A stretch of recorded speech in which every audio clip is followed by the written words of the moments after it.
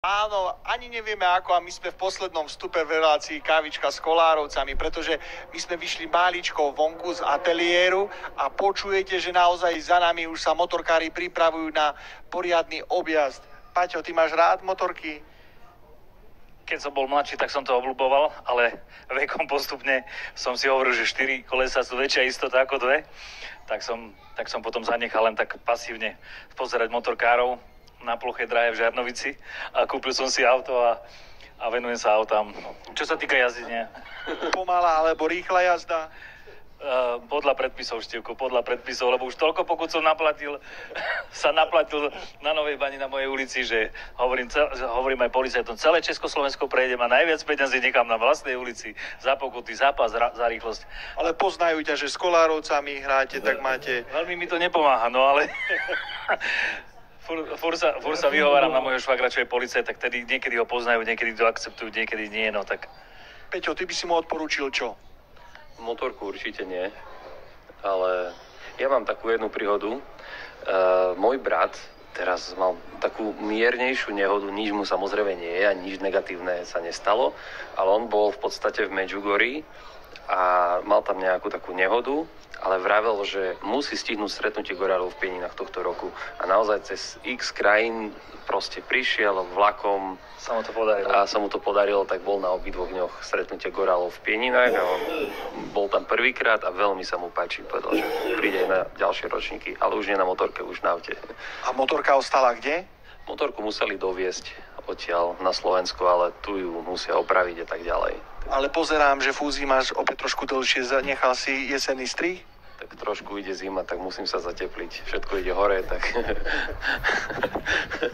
tak prírodzená termoregulácia. Ešte aj vtipkár je, si všimnite, priateľa. Tomáš, ty povieš čo na to jesenné turné, na ktoré sa tešíme, ale aj na Peťovú bradu.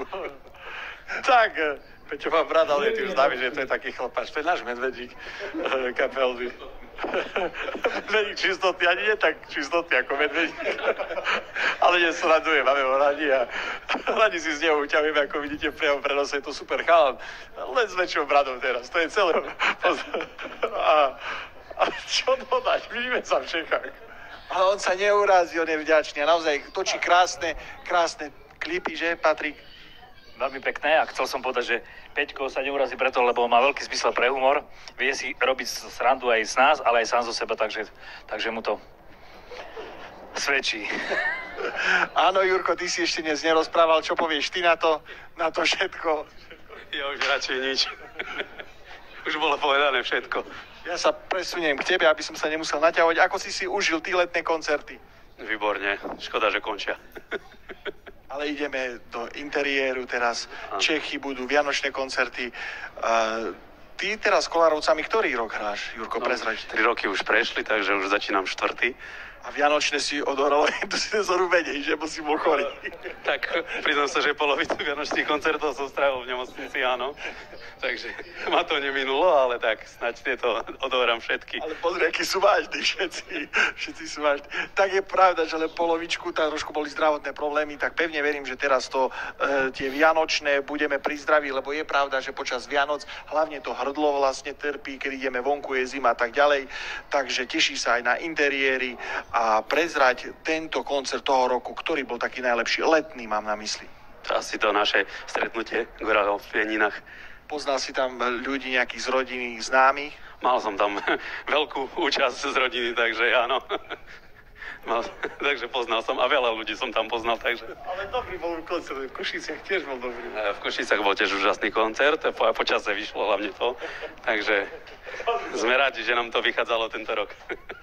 Marečku, ako to zhodnotíš v poslednom vstupe, teda tie letné koncerty, ty? Tak naozaj všetko už bolo povedané, tie koncerty boli úžasné, naozaj to stretnutie gorálov sme si vychutnali, vyšlo počasie, áno, aj Košice boli výborné a ak sa nám podarí, tak si to samozrejme zopakujeme aj budúci rok. No čo dodať, tak všetkých pozývame hlavne na to spomínané české turné, ktoré nás čaká v októbri a v novembri. Príďte si zaspievať, príďte sa zabaviť, budeme radi, ak sa spoločne uvidíme na niektorom z našich koncertov. Často nám píšete, že veľmi pekne vám zaželá, popraje aj Patrik Červenák, tak na záver toho vstupu, Paťo, popraj našim televíznym divákom, rozlúč sa pekne, ako ty vieš. Tak ešte chcem doplniť Mareka, aby som nezabudol, po českom turnaji, ktoré je október a november, tak hneď prechádzame pozvolna do koncertov Vianoce s Kolárovcami v decembri, ktoré budú čisto na Slovensku. Ak sa podarí do budúcna, možno aj v Čechách, zatiaľ na Slovensku. No a čo dodať? Veľa šťastia, zdravia, Božieho požehnania. Dávajte si na seba pozor, leto je úspešne za nami a tešíme sa na jeseň. Verím, že úspešnú.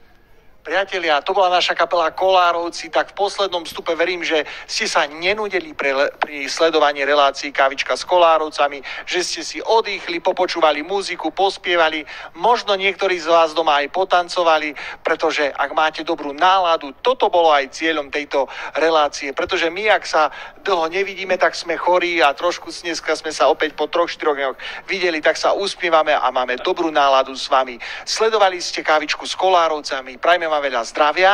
Tešíme sa na vás na také sledovanie cez televíznu obrazovku, ale taktiež aj na našich koncertoch. Všetko dobré vám prajú kapela Kolárovci.